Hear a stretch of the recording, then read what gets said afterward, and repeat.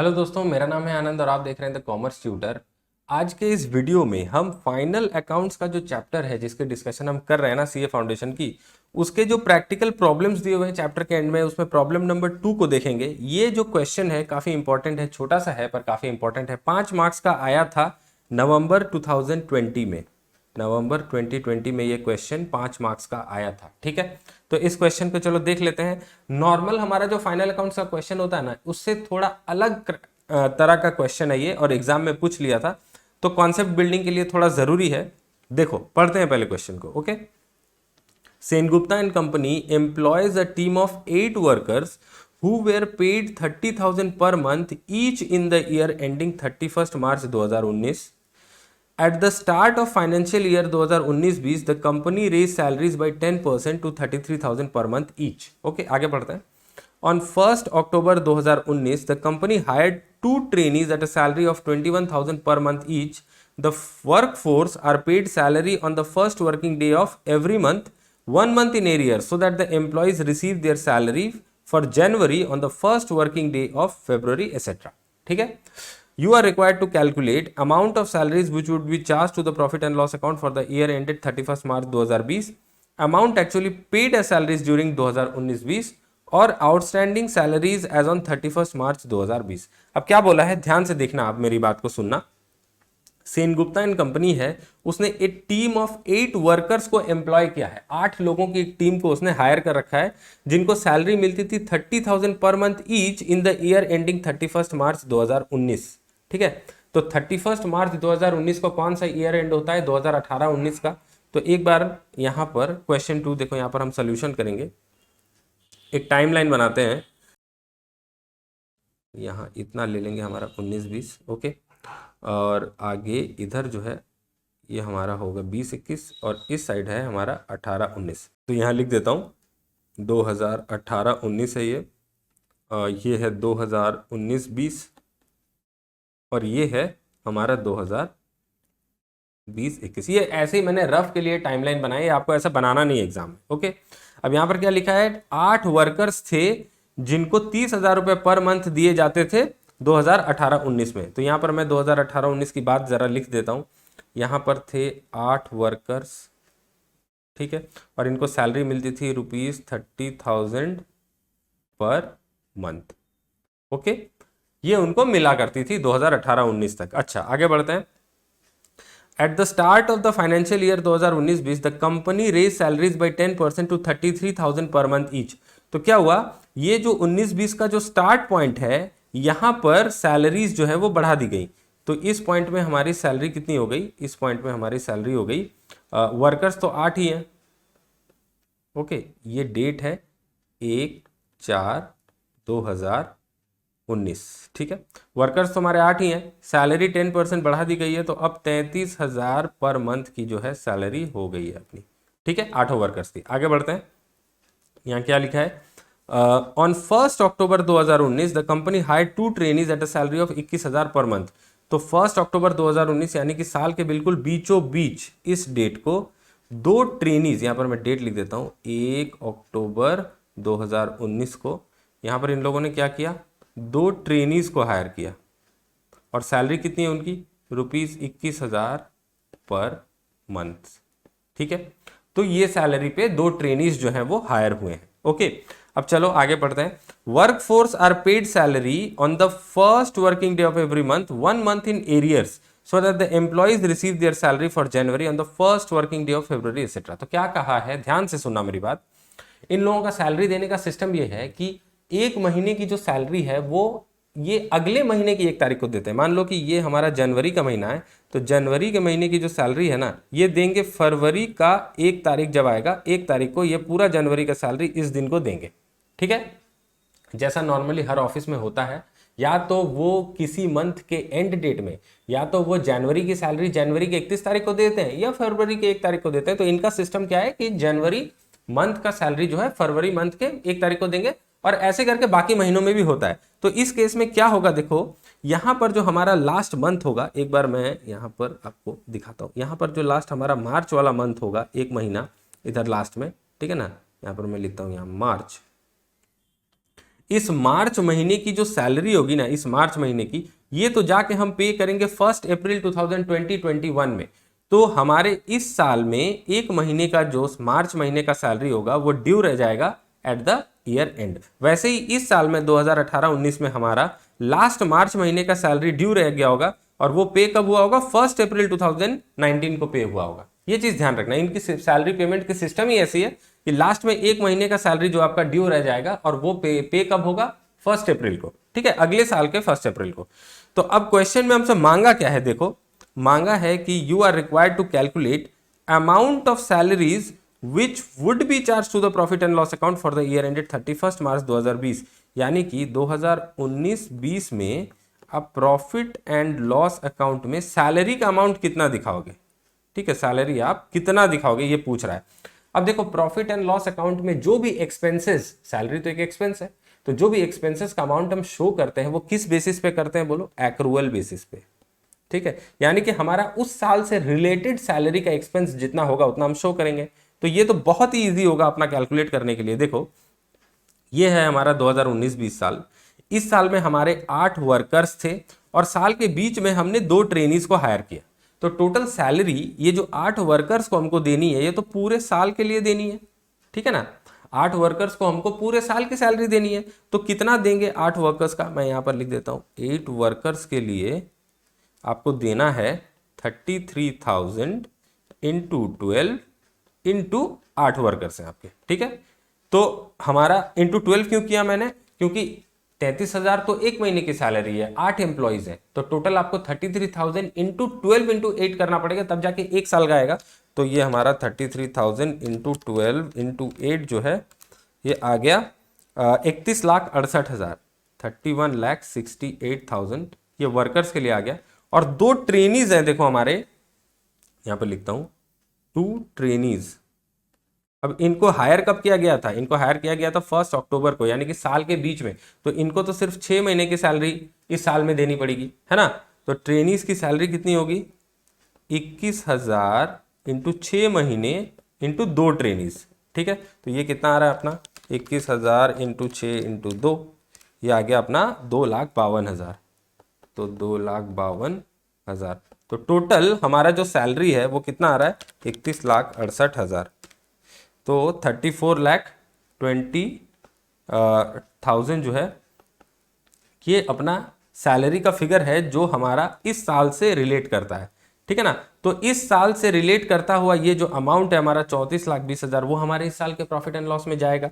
तो हमारा फर्स्ट जो आंसर होगा वो यही होगा, 34,20,000। यहाँ पर जो आपको क्वेश्चन में पूछा ना, amount of salaries which would be charge to profit and loss account for the year ended 31 March 2020, ये 34,20,000 रुपए होगा। अब इसको आप प्रॉपर कैलकुलेशन से भी दिखा सकते हो, मैं यहाँ पर आपको सॉल्व करके दिखा दिया हूँ। मैं यहाँ पर ऐसे 1 लिख देता हूँ, तो इसका आंसर ये है, ठीक है।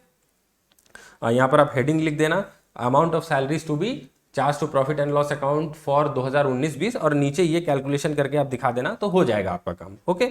अब पॉइंट नंबर 2, वो क्या पूछा है हमसे? पूछा है कि amount actually paid as salaries during 19-20। तो हमने सैलरीज के तौर पे पैसा कितना पेमेंट किया है। अब इसको समझने के लिए थोड़ा यहां पर समझो, इनका सैलरी का सिस्टम मैंने आपको ऑलरेडी बताया क्या सिस्टम है। इनका सिस्टम यह है कि ये हर महीने की सैलरी अगले महीने के 1 तारीख को देते। अब उसके लिए समझो, यहां पर जो मार्च का महीना होगा इनका, ये लास्ट एक मंथ जो होगा 2018-19 का जो मार्च का महीना होगा, इसकी सैलरी इन्होंने अप्रैल में पे की होगी, यानी कि इस 2019-20 में पे की होगी सैलरी। तो यहां पर एक सेकेंड हेडिंग देके प्रॉपरली लिख देता हूं, सैलरीज एक्चुअली पेड इन 2019-20। तो ए पॉइंट में सबसे पहले लिखो सैलरी ऑफ मार्च 2019। अब ये कितना अमाउंट होगा बोलो? मार्च 2019 यानी कि 18-19 में तो हमारे पास सिर्फ 8 वर्कर्स थे, ये 2 ट्रेनीज तो थे नहीं, क्योंकि ये तो 1 अक्टूबर को हमने हायर किए थे। तो 8 वर्कर्स थे इस डेट को, इस मार्च महीने में 8 वर्कर्स थे हमारे, जिनका सैलरी 30,000 रुपए था, क्योंकि 18-19 में सैलरी 30,000 रुपए थी।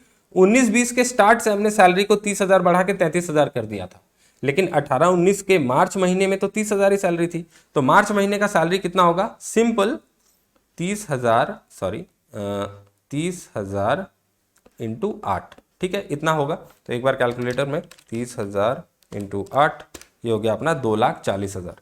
तो यहाँ पर यहाँ छोटा सा रुपीस लिख देते हैं, 2,40,000 लिख दिया। उसके बाद सैलरी ऑफ 2019-20, ठीक है, ऑफ वर्कर्स लिख लो, पहले वर्कर्स वाला लिख लो।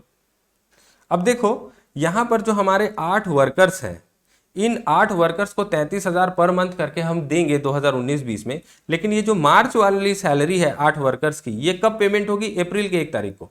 यानी कि 2019-20 में हमने इन 8 वर्कर्स को पेमेंट की है सिर्फ 11 मंथ्स की सैलरी। कितने मंथ्स की? 11 मंथ्स की। यानी कि यहां से शुरू करके यहां तक फरवरी महीने तक की सैलरी ही हमने इस साल पेमेंट की है। मार्च की जो सैलरी है वो तो 1 अप्रैल को पेमेंट होगी। तो यहां पर हमने एक्चुअली 8 वर्कर्स के लिए कितनी सैलरी पे की है? यहां देखो 33,000, इस साल तो सैलरी 33,000 हो गई थी वर्कर्स की, इंटू 8, क्योंकि 8 वर्कर्स हैं, इंटू 11 मंथ्स लेंगे, क्योंकि 12वां जो महीना है मार्च महीना, उसकी सैलरी जो होगी ना वो तो हम अगले साल के 1 अप्रैल में पे करेंगे। तो ये तो हमने 2019-20 में पे नहीं की है। तो कितना आएगा अमाउंट अपना? 33,000 इंटू 8 इंटू 11, ये आ गया अपना 29,04,000। तो यहां पर लिख देते हैं 29,04,000, ठीक है, लिख दिया। अब यहां पर सी वाला पार्ट जो है ट्रेनी वाला, ठीक है, सैलरी ऑफ ट्रेनीज, ठीक है, फॉर 19-20, ये कितना आएगा? देखो ट्रेनीज की सैलरी थी 21,000 की, और इनको आपने इस महीने में, इस साल में सॉरी 6 महीने के लिए हायर किया था, 6 महीने के लिए, लेकिन इनका भी मार्च वाला पार्ट जो है वो तो 1 अप्रैल में पे हुआ। तो एक्चुअली इनको 19-20 में 5 महीनों का ही सैलरी पे हुआ, मार्च वाला नहीं हुआ। तो 21,000 इंटू 2 ट्रेनीज हैं इंटू 5 मंथ्स, ठीक है। तो इसको भी कैलकुलेटर में थोड़ा कर लेते हैं, 21,000 इंटू 2 इंटू 5, तो यह आएगा अपना 2,10,000। यहाँ लिख दिया मैंने 2,10,000। अब इसका टोटल लगा लेते हैं तो पता चल जाएगा, 2,40,000 प्लस 29,04,000 प्लस 2,10,000, ये आ गया अपना 33,54,000 रुपए। तो यहां पर ये फिगर जो है ये आपका है salaries actually paid in the year 2019-20। इस साल में आपने कैश में कितनी सैलरी पे की है वो फिगर यहां पर आ गया।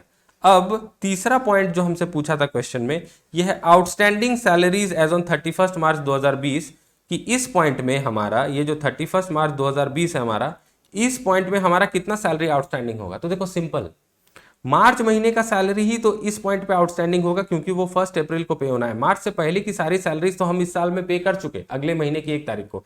सिर्फ मार्च महीने वाली सैलरी ऐसी रह गई जो इस साल में हमारा पे नहीं हो पाया, ठीक है। तो मार्च महीने की सैलरी कितनी होगी? 8 वर्कर्स का 33,000 करके और 2 ट्रेनीज का 21,000 करके, तो निकाल लेते हैं। यहां पर third question, point number 3, salaries outstanding as on, red colour से लिखता हूं, सैलरी आउटस्टैंडिंग एज ऑन 31/3/2020, ये क्या होगा? For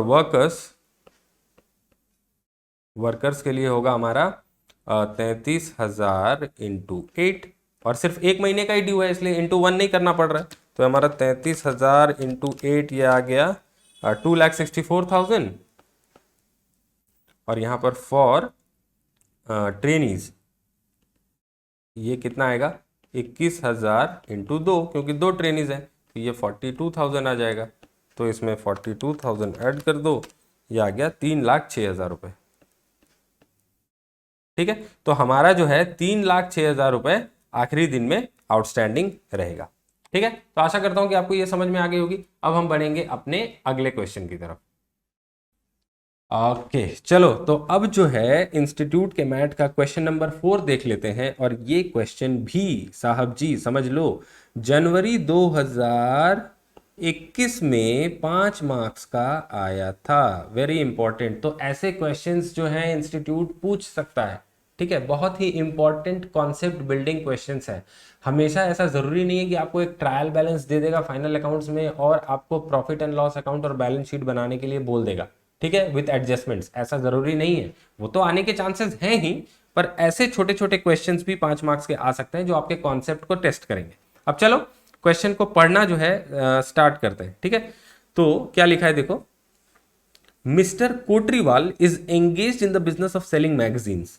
several of his customers pay money in advance for subscribing his magazines. क्या है, कोटरीवाल मैगजीन बेचने का धंधा करता है। ओके, उसके बहुत सारे कस्टमर्स है ना, क्या करते हैं कि मैगजीन्स को खरीदने के लिए पैसा एडवांस में देते हैं। अब आपने भी देखा होगा, अगर आपके घर में कोई मैगजीन का बहुत ज्यादा शौकीन है तो हम लोग एक बार में ईयरली सब्सक्रिप्शन ले लेते हैं और मैगजीन्स जो है हमारे घर में पहुंचती रहती है। तो कोई लोग जो है 2 साल का भी सब्सक्रिप्शन ले लेते हैं, एक ही बार में पैसा जमा करा दो, उसमें कुछ डिस्काउंट भी हमको मिल जाती है और मैगजीन्स टाइमली हमारे पास आते रहते हैं और हम जो है उसको पढ़ के, जो भी मनोरंजन की हो या ज्ञान की मैगजीन्स हो, उसको अपना काम जो है उससे निकाल लेते हैं। ठीक है, हर महीने कोई भी पेमेंट करके मैगजीन खरीदने, जनरली ज्यादा नहीं।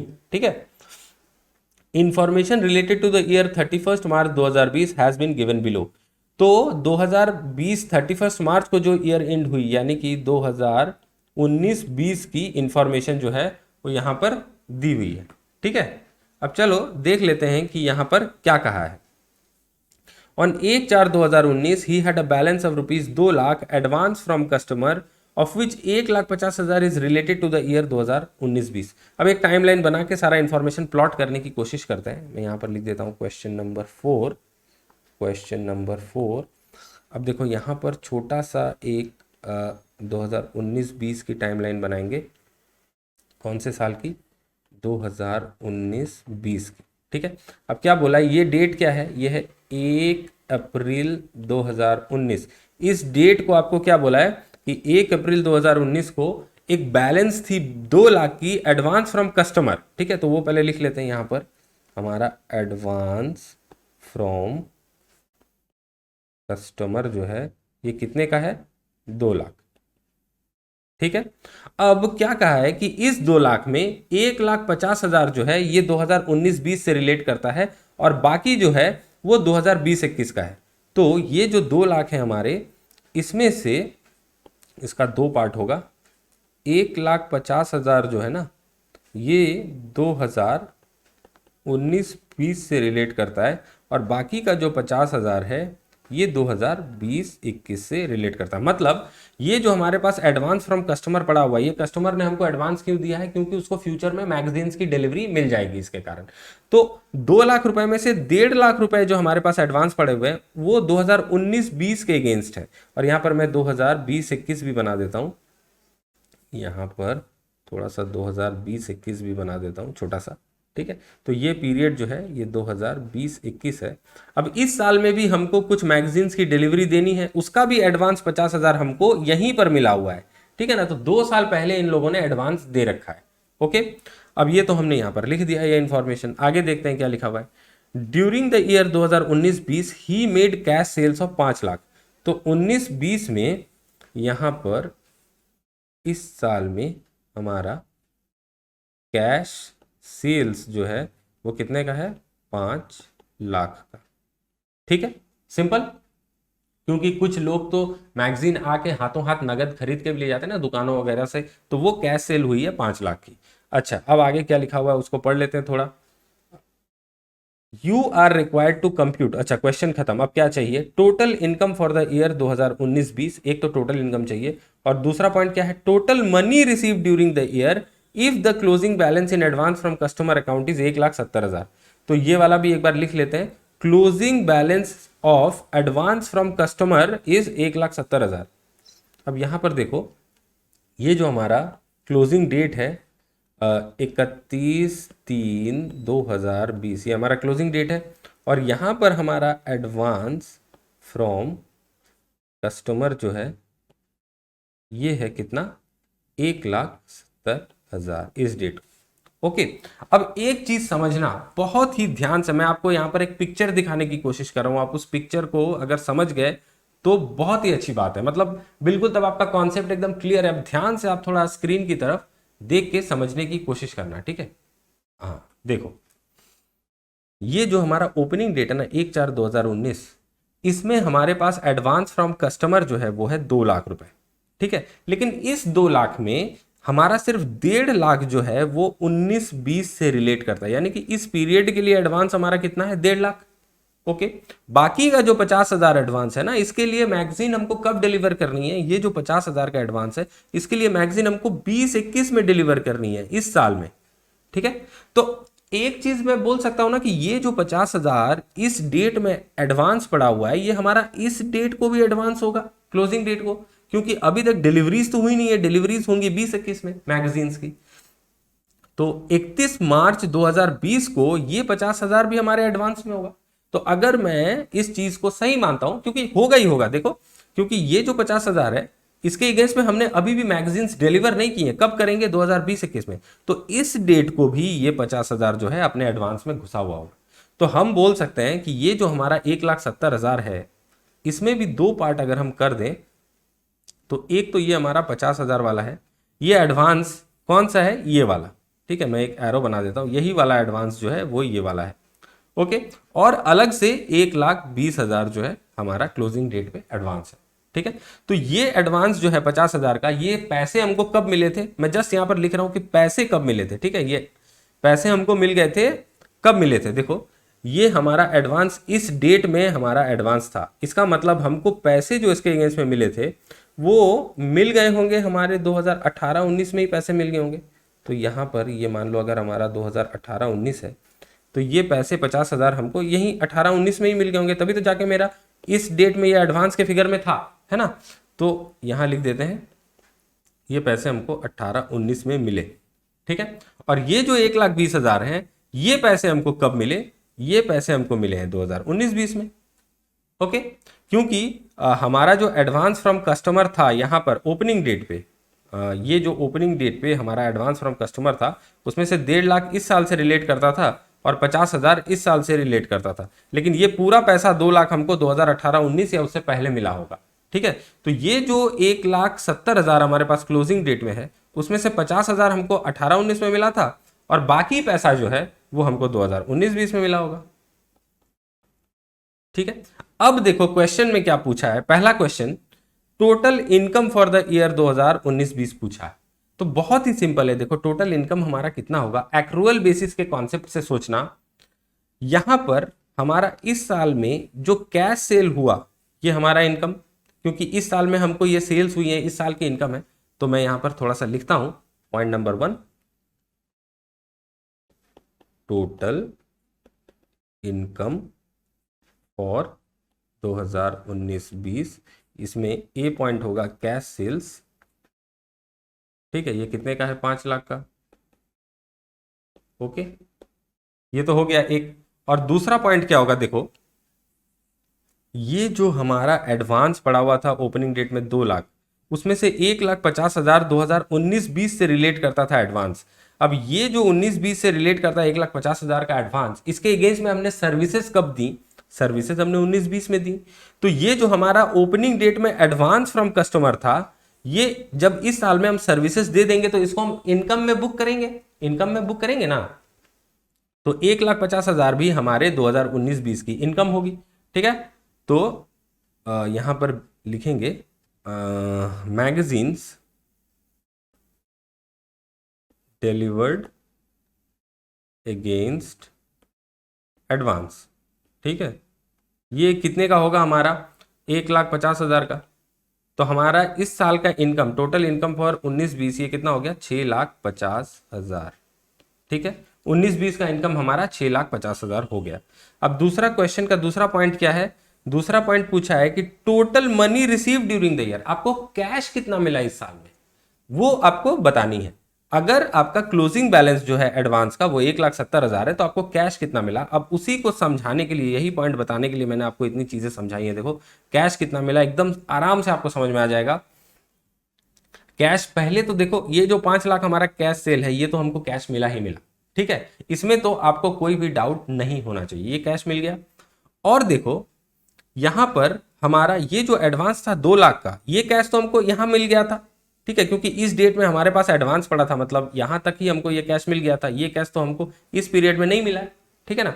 अब ये जो हमारा क्लोजिंग डेट में एडवांस है, ये आप बोल सकते हो कि आपका इस पीरियड में मिला है, लेकिन इसमें 1,70,000 है हमारा क्लोजिंग डेट में एडवांस। इसमें जो 50,000 है इसके पैसे हमको कब मिले थे? 18-19 में। थोड़ी देर पहले ही हमने डिस्कस किया कि ये जो 50,000 हमको कब मिले थे? 18-19 में, यानी कि इसी साल मिल गए थे। और ये जो बाकी 1,20,000 है ये हमको इस साल में मिले। तो टोटल हमको 2019-20 में कितना कैश मिला? देखो टोटल ये जो 5 लाख है ये, ओके, और ये 1,20,000 जो है ये, तो टोटल 6,20,000 कैश जो है हमको 18-19 में मिला है। कितना? 6,20,000। तो इसको दिखाने के लिए इंस्टीट्यूट ने सजेस्टेड आंसर में क्या किया है ना, एक एडवांस फ्रॉम कस्टमर अकाउंट बना के दिखा दिया। तो मैं भी आपको वो बना के दिखा देता हूं। वैसे मैंने आपको देखो आंसर बता दिया है, समझा दिया है कि टोटल हमको 19-20 में कैश कितना मिला है। एक कैश सेल से 5 लाख, और ये जो एडवांस फ्रॉम कस्टमर आपको क्लोजिंग डेट पे 1,70,000 दिख रहा है, इसमें 1,20,000 हमको 19-20 में मिला है। तो टोटल कैश मिला है 5 लाख प्लस 1,20,000, यानी कि 6,20,000। अब इसको अकाउंट बना के आपको दिखाता हूं।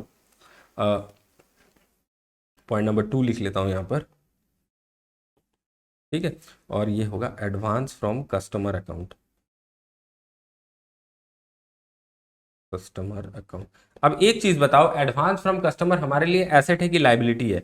ऑब्वियसली हमारे लिए लायबिलिटी है, क्योंकि कस्टमर को मैगजीन आपने डिलीवर किया नहीं, पैसे पहले ही लेके रखे हो, तो इनकम अभी तक कमाई नहीं है, पैसे पहले ही ले लिए हैं, तो ये एक तरह से हमारे लिए होगी लायबिलिटी, ठीक है। अब यहां पर एक टी फॉर्म में अकाउंट बना लेते हैं। ये होगा हमारा डेबिट साइड और ये होगा हमारा क्रेडिट साइड, ठीक है। अब इसकी ओपनिंग बैलेंस कितनी थी? देखो 2019-20 के लिए अकाउंट बना रहे, ओपनिंग बैलेंस था 2 लाख रुपए, ठीक है।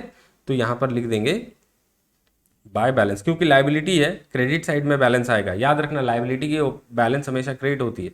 तो बाय बैलेंस ब्रॉट डाउन, ये होगा हमारा 2 लाख, लिख दिया। उसके बाद क्लोजिंग बैलेंस हमको दिया हुआ है 1,70,000, तो उसको लिख दो यहां पर, टू बैलेंस कैरेट डाउन 1,70,000, ये भी मैंने लिख दिया, ठीक है। अब यहां पर क्या बोला है कि ये जो ओपनिंग बैलेंस का एडवांस फ्रॉम कस्टमर है, ठीक है, इसके अगेंस्ट में 1,50,000 इस साल में हमको इनकम बुक करनी है। इस साल में इनकम बुक करनी है, क्योंकि इस डेट में जो एडवांस था उसके अगेंस्ट में हमको डिलीवरीज करनी पड़ी इस साल।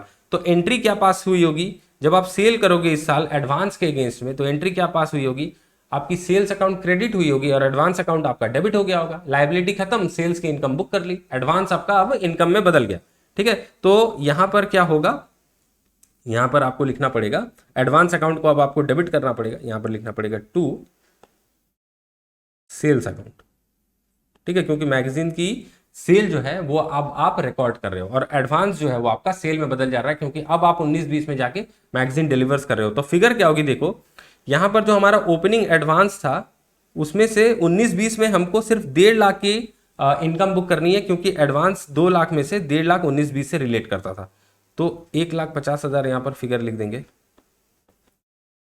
ठीक है। अब देखो यहां पर हमको बैलेंस करना है, बैलेंस करना है। बैलेंस करने के लिए इधर 1,50,000 और 70,000, ये हो जाएगा 3,20,000, यही टोटल यहां भी लिख दो, ठीक है। अब यहां पर जो बैलेंसिंग फिगर आपका आएगा 1,20,000 रुपए, ये क्या है बोलो? 1,20,000 कैसे लाया मैंने? यहां पर देखो 3,20,000 का टोटल है, उसे 2 लाख माइनस कर दिया तो आ गया 1,20,000। अब ये 1,20,000 क्या है?